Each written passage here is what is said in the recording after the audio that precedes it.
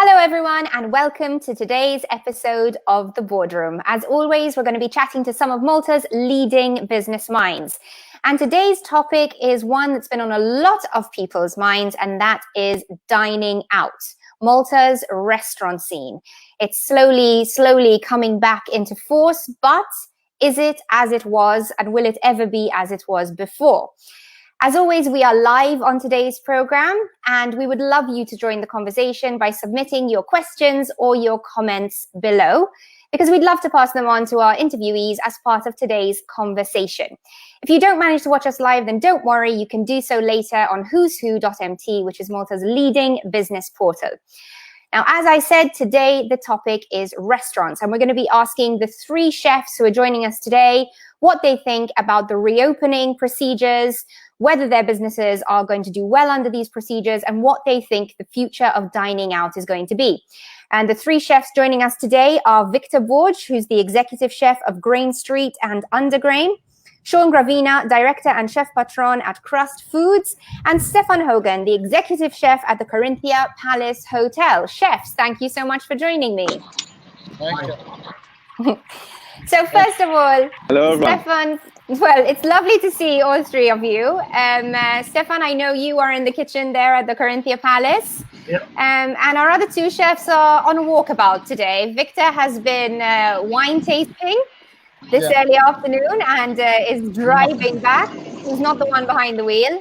And Sean, I know we had a few technical hitches, and so you are joining us from outside your office. So we're going to try our best to keep the conversation going. Stefan, I'm going to come to you first.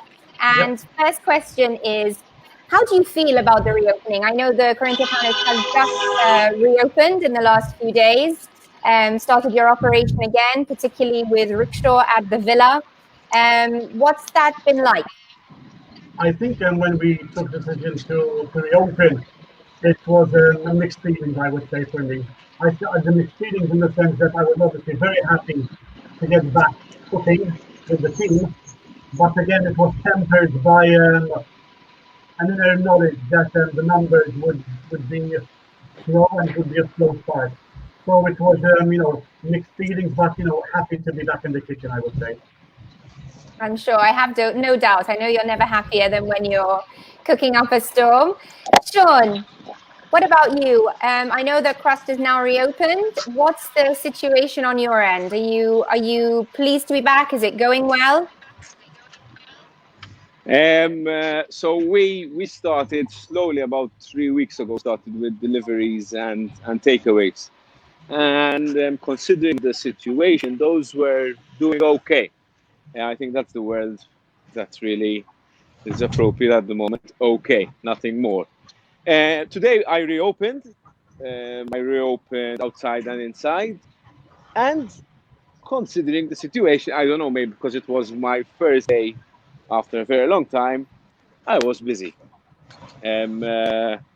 Breakfast was okay-ish, and it picked up for lunch. Takeaways and deliveries also were good, but this is my first day. If I had to base everything on today, I'd say it's a very good start, but no one knows what the future holds. But let's try to be positive. So I'm happy about the first day. Absolutely.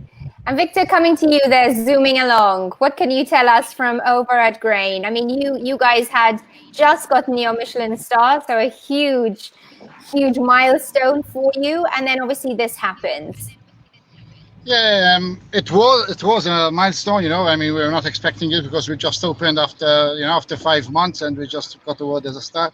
But soon after 3 weeks, we had to close down. So it was quite a story.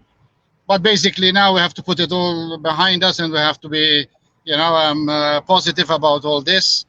We will be opening in a week's time. We're just opening one restaurant at the moment, Undergrain. The concept of Undergrain will be going up on the roof. So basically there's a very nice view of the harbor. Same concept, of course, with a different menu, summer menu. And we'll open like today week on the 5th of June. For the time being, we'll be opening just for dinner only, Friday and Saturday. And let's take it from there, and then we'll see what will go on. But I can say that for the 5th, we have some bookings. I mean, it's looking good. Let's hope for the best. Absolutely. And Stefan, if I come back to you and sort of, we go back to the start of all this, what was the biggest shock for you when COVID started and obviously restaurants were told to close? I think for me, because a bit of history, I was based in Corinthia, Tripoli when the revolution started in 2011. I sensed it immediately. So in my mind, the procedures of actually closing down the kitchen and minimizing and stuff and costs. They came back to me, roughly back to me. I knew immediately what I needed to do and sort of like restructuring the kitchen, moving it all into the kitchen, moving all the foods into one area. So it was quite. I went into a frame of mind of consolidation of the business. Absolutely. So I didn't really take it sort of like, I wasn't 100% shocked because I was following what was going on abroad, and to be honest with you, I sensed what was happening and I could feel it coming. So I felt, I was quite well prepared for what needed to be done at the time. Absolutely. So you come to this obviously with the experience that you had in Tripoli, and what do you think that taught you about the process that you then had to go through? So sort of the interim, which would have been very much about consolidating what you had, pausing the operation and planning for the future. So you go into sort of like a frame of mind because you know that supplies are going to be stopped. So you take stock of all the inventory you have, and you put it together and you back it by date, and to see how to best utilize it and get the maximum out of what you have in stock without obviously throwing foods away. So we went into a situation where we were cooking for the staff, and we went into a situation where we were looking at how to use foods and freeze them, and also foods that we could not use, how to partner up with food banks and obviously give them to people who could make better use of them rather than going to waste. So it's similar to what the hospital do with like a triage. You literally see what you have and see how best to utilize them to the Okay. Thank you, Steph. What about you, Victor? What was the sort of process when you realized that you were having to close? What was the thinking? What was your strategy? Oh, I mean, this was an experience that in 30 years in my career I never experienced. It was a shock. We closed down completely the hotel and the two restaurants, and basically there was not a lot to do. It's an experience that I don't want to experience in my life for sure. I mean, as we said before, we just won the star. We were getting bookings, getting fully booked every day. So, and then you have to close down. And even we had a lot of the last week, we had a lot of cancellations. So it's sad, as I said before, it's sad, and it's not hell, but we couldn't do nothing. It was out of control. Absolutely. And Stefan, coming back to you, obviously now you are in the sort of reopening phase. What do you think that obviously you started reopening, you are welcoming guests back. Yeah. What are your hopes for how quickly things will go back to normal? Do you anticipate that things will go back to normal in a number of weeks, in a few months? Is it going to take longer than that? Obviously, you are linked to the hotel, so you're very tied into tourism numbers, etc. But what are your predictions for how this is going to play out over the next weeks and months? I think to put out a prediction is a bit difficult because there are so many moving parts to this equation at the moment. But I think to kickstart the local scene, I think there's two factors which will need to first be overcome as hurdles. One of them is a percentage of the population is still in fear of going out to dine. So I think people need to get used to this new norm of the welcome to a restaurant, which is into dining out, which is sanitizing, filling in your name because of the contact tracing, and sanitizing, and the waiters with the visors. So it's quite a surreal experience. So I think that's one aspect. And the second aspect, I think, is that the Maltese people are also very good at taking a snapshot of the situation financially. So Malta has always done well historically because they know when to spend money and they know when to look after money. So at the moment, a lot of people are understanding that they need to look after money. So we will need to be looking at how to make this experience more value for money and more enticing. So a bit of a combination of the both to get the people excited about coming out to dinner. It will be a gradual process because at the end of the day, people love to mingle, people love to meet up. It's not the same as, this meeting, normally we'll be having this together around the boardroom table. It's the same, but not quite the same. So I think, those are the two elements that really kind of will need to help to kickstart the local economy to start off with. Absolutely. And Victor, coming to you with sort of Stefan's insight there, is that something that you agree with? Do we have to sort of nurture the local economy, first of all, back into dining out? How are you reaching out to your diners and assuring them that what you offer is going to be safe and worth their spend? Yes, definitely. I agree with Stefan. Of course, we're taking all the measures. That's why we're moving on the grain on the roof, basically, because there is more space, so we can space up the tables more. And of course, it's an open air. So basically, yes, of course, we have to start from the local, but definitely for sure we need to get used to this. We need to live with it, learn to live with it. But I think slowly we'll get there. We need to be patient and give a bit of time. But of course, even we need the airports to open as well. It's not just the local market. It's not enough. We need tourists as well to come over all this. Okay, and with that in mind, Victor, at the moment we are very much in the debate phase of when the airport should open. Should it be the middle of June, the end of June? We're hearing that by the middle of July we will have the airport operational. What's your opinion on that?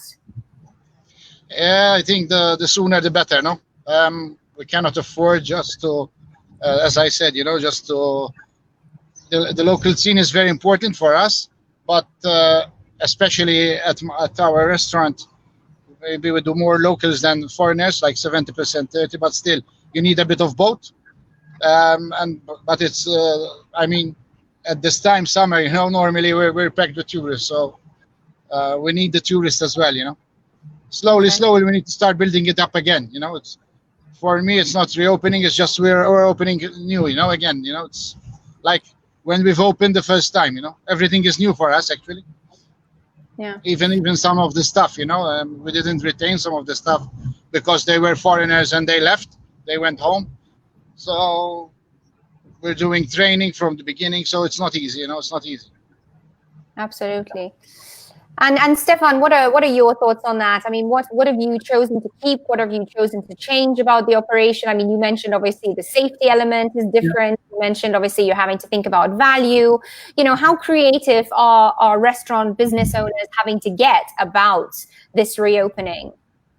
I think as we move forward in this new normality and in this new scenario of the food and beverage industry, I think a lot of trends will start to emerge, and I think there will be a lot of new normalities which will need to be taken into consideration. I think what people are saying sort of like health is the new wealth, and people being conscious of seasonality, people being conscious of supporting local businesses, people being conscious of the vegan diets and the vegetarian diets and how important it is to look after the planet. I think these are, they've always been there, and they were starting to become mainstream. But what I think this process is going to do is going to fast track these scenarios onto the restaurant scene, because the reality is that people will need to understand where the food is coming from, how it's being handled, and the hygiene aspect of all of this will need to become more visible and more forthcoming. So to give the diners a sense of that they can relax and they can enjoy what they're eating in a healthy and safe environment. So I think there's it's going to be a huge learning curve for all of us in the industry. Absolutely. Thank you, Stefan there. And Victor, what would you say on that? What has been the the perhaps most surprising thing that you've seen come out of this? What have you learned from this process? Oh, I think we used to take everything for granted, I think. So nothing should be taken for granted now. As Stefan said, you need to take all the measures, hygiene-wise and all the things, or the restrictions that have been got to us. I mean, we will be having housekeeping all during service, to hygiene the lifts, to sanitize the lift, to sanitize the toilets, so on and so on. So all the measures needs to be taken seriously, and let's see from there, Absolutely. And Stefan, what are you going to be doing differently? I mean, obviously we've spoken about the hygiene side of things, but is there anything else that you at the Corinthia Palace, again, when you take a step back and you say, wow, I've learned so much from the past few weeks, what stands out in your mind? Well, what we've done, which seems to be, like after so much discussion, is that we've consolidated our restaurants into one area, which was Villa Corinthia. So we've now got the terrace as being used as a rickshaw at Villa Corinthia.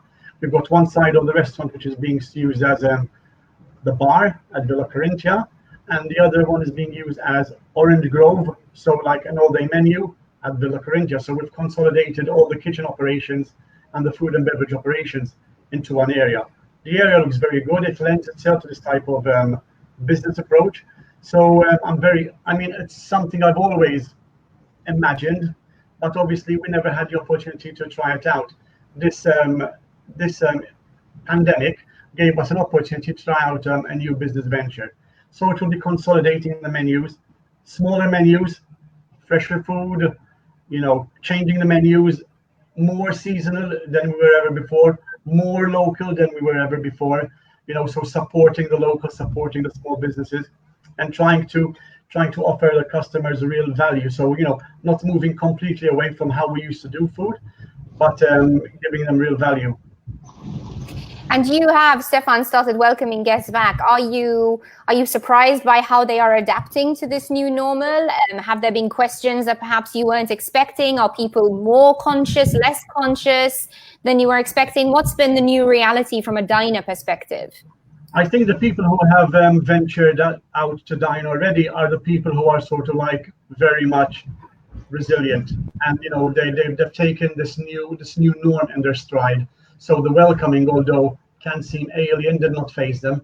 So we've got a mixture of loyal customers who are Villa Corinthia loyal customers who started to come back, and some new customers, because obviously having the large gardens and the terraces helps to enforce the social distancing, which will become, unfortunately, the norm for months to come.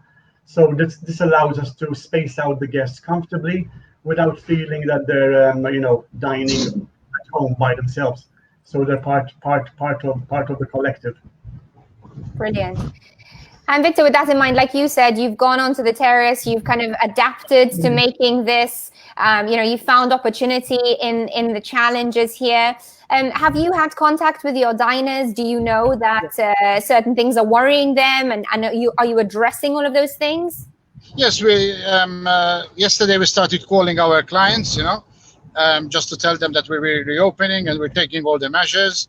We had a very good feedback. In general, I mean, they're very excited, enthusiastic as well to come back. We had a very good response. As I said, even bookings are starting coming in, and we're quite busy.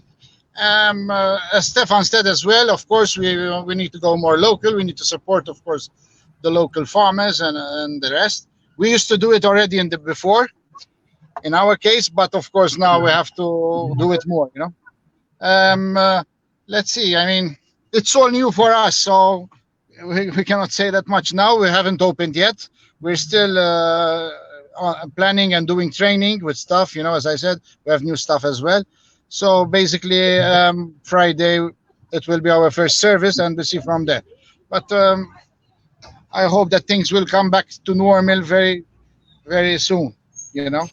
And with that in mind, Victor, realistically, when do you think things are going to be normal? Do you think you are going to see any kind of normality in 2020, or are you already admitting to yourself 2020 is a bit of a write-off, let's focus on 2021? I think the 2020 is a bit difficult, to come everything to normal on 2020. I don't think so. But let's hope on 2021. I mean, we start getting close. I don't think even 2021 it will be how we were. I think we will never be exactly how we were. But yeah, we have to start from somewhere. As I said, we have to start learning to live with this. We have to take, of course, all the measures, to safeguard our clients and, of course, our staff. But we have to deal with it. There's not a lot of choice, basically. Certainly. And Stefan, what would we as diners not imagine that's been going on behind the scenes in the past few weeks? I mean, we've heard from so many business owners in the past few weeks here on the boardroom, giving us that insight that is specific to their industry. What could we possibly not imagine that's been going on through the Corinthia Palace hallways in the past couple of months?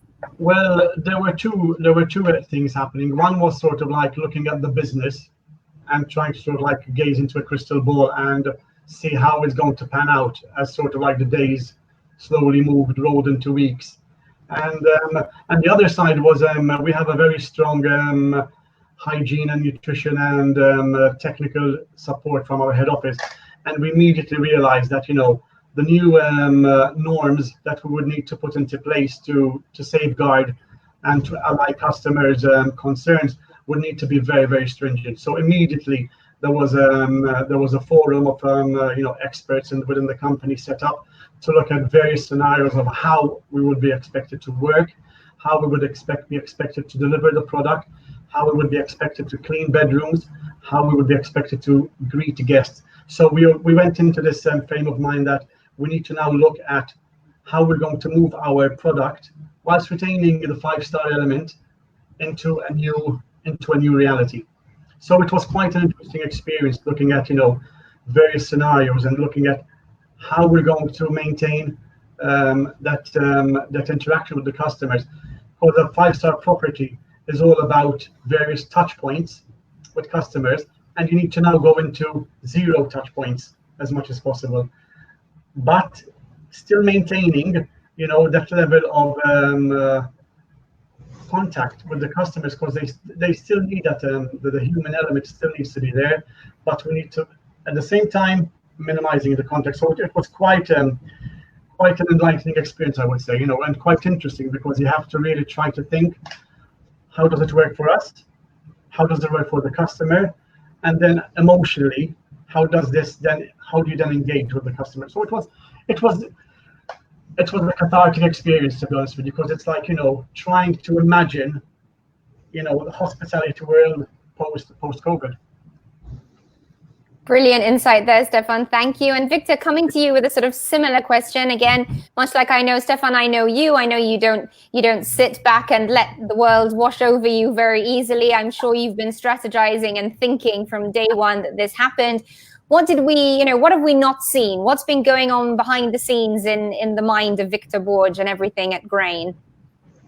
Yeah, I mean, both restaurants, we've been, both restaurants are quite small, our restaurants, I mean, so basically with the restrictions, it was impossible to open this restaurant because financially it will not make sense for us, So that's why we moved everything to the roof, because it's the biggest space we have. And we're going to operate just one restaurant. And at the moment, we'll operate just Friday and Saturday with the stuff we have, This is the main, that's why we took these decisions, to see how the business will be and, of course, how the local market will react. Definitely, still we need to give an experience, it's all about experience. So we will do our best, to achieve that, no? So let's see. I mean, again, I am still, haven't opened, so we have to see day by day, and we take it from there. We had some time, of course, to meet up as the team. As I said, we've been doing training on all aspects, on service, on hygiene, on wines, on cocktails. So and we'll keep on doing even while we're open. We have time now, more time for us. And we keep on visiting local farmers and even wineries. So even the stuff, to keep them motivated and to keep on pushing ourselves forward. but we're not going to let this to stand still. Definitely not. Okay. And a question many people asking, is dining ever going to go back to normal? Do we have a future of dining the way we used to, or is this the new normal for the foreseeable future? I would say that dining will come back because it is natural. It's natural for people to want to meet and talk and enjoy life over a good plate of food and a good glass of wine. So I think it will come back. It will take time for people to adjust to different normalities, but I think as we learn to live with the new norms, people will find a way of enjoying good food. I think it will take a bit longer for people to adjust their levels of comfort, of of how close people who are maybe they're not so acquainted with, how close they can sit to them. I think that's sort of like an evolving story, but definitely dining will always bounce back. But it will be with what I mentioned before. There will need to be a wider and a broader discussion of ethically sourced foods, locally sourced foods, healthy foods. People are becoming more aware about how healthy they need to be able to fight the COVID-19, because obviously it was linked to obesity. A lot of the deaths were linked to they were not purely but they died because of COVID, but because they had underlying illnesses. So I think people will be more aware of what they are eating and what it does to their body. Okay. Thank you, Stefan. And Victor, to wrap up, what is the one most important thing that you would say other businesses can take away from this period? We have a lot of business owners, other restaurant owners who will be watching this today. What should they be learning from this period? Oh, I mean, we have to look forward. I mean, we have to adapt to this situation. I mean, there's no way looking back, We have to learn, as I said, you have to learn to live with it, and then basically we have to adapt, and that's it, Definitely there will be changes, how, as Stefan said as well, how we'll be thinking, how we'll be doing things, but this is a challenge as well for us,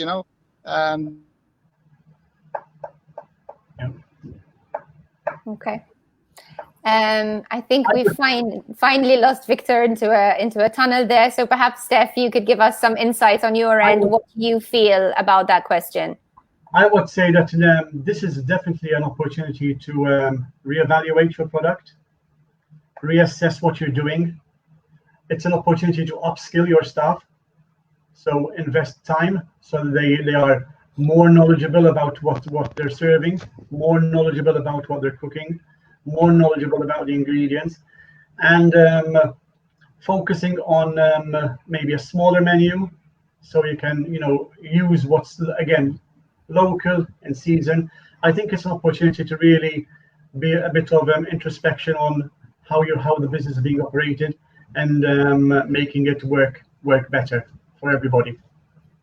Thank you. Well, thank you to both of you. Definitely two of Malta's best and most insightful chefs there. Thank you. Victor, I feel like you must have gone from Chirkowa to Birza right now. This must be one of the longest journeys I've ever had. I just arrived now.